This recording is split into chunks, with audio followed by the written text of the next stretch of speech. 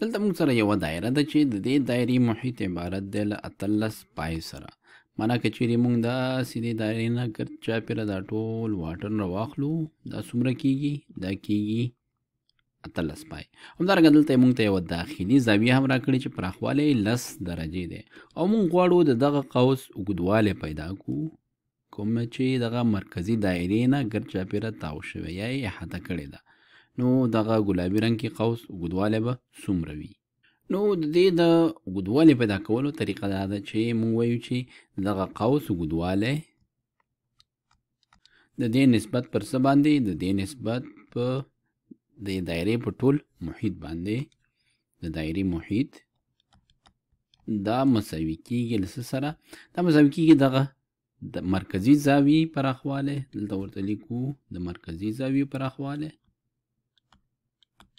دا د دې نسبت پر څه باندې؟ نسبت په د ټولو درجو باندې چې داخل کې څومره درجې زاویه ده. ټول موږ پوهېږو چې یو دوران دی 360 درجې کېږي. دلته لیکو تقسیم پر نسبت پر 360 درجې. نو موږ پوهېږو چې د دایرې محیط څو دی؟ د دایرې محیط دی 18 پای. را به شو دا قیمتونه به پکې ولیکو. دلته لیکو چې A که چیرې دې قوس ته موږ A ووایو، دې قوس ته، نو A پر څو؟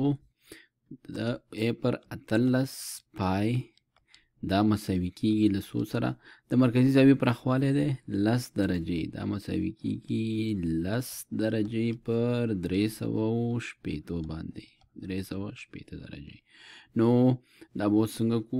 راځو دغه دواړه خواوې په 18 پای کې ضربو.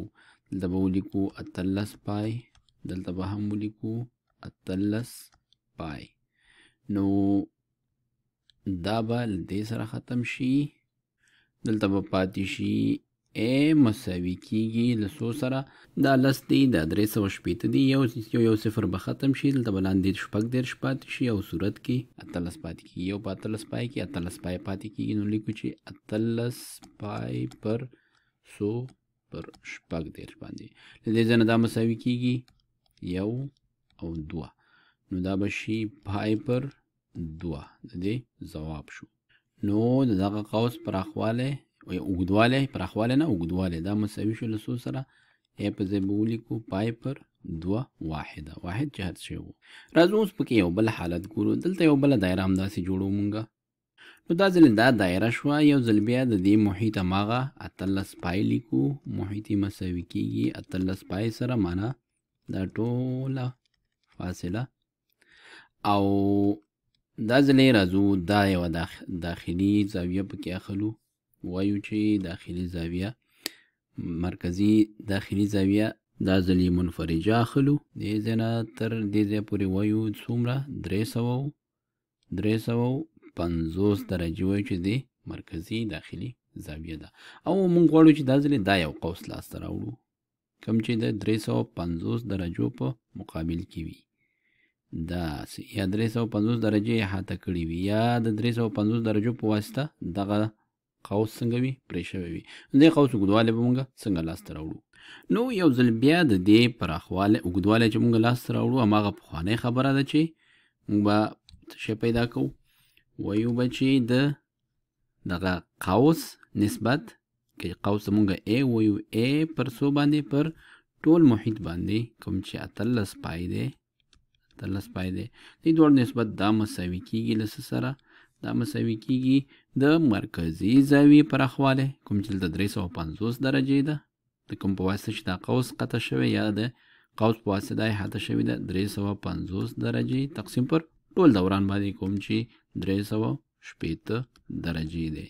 ښه، را به شو بیا 18 پای، دواړه خواوې پکې ضربو، دې خوا هم او دې خوا هم 18 پای. دا به له دې سره ختم شي. A به مساوي شي، A مساوي کېږي، دا به څنګه کېږي؟ دا صفر د صفر سره ختم شو. دلته پاتې شو 15 ضربې 18 پای، 18 پای تقسیم پر څو؟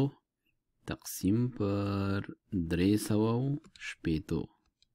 360 نه 18 ځکه صفر هلته ختم شوی دی. ښه، دا به یو شي او دا به 2 شي. یو په 18 کې 18، 2 په 18 کې 18. ځواب پاتې شو مساوي شو 15 پر 2 پای.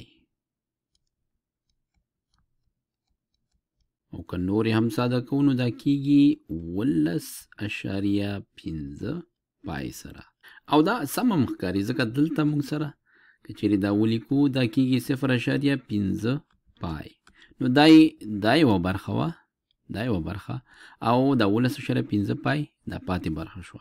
که چیرې دا دواړه سره جمع کو څومره پوره کوي؟ 18 پای پوره کوي، کوم چې د دې احاطه یا محیط دی د دې دایرې. او همدارنګه 10 درجې او 350 درجې ټول چې سره جمع کړي دا هم بیرته پوره کوي 360 درجې پوره دوران.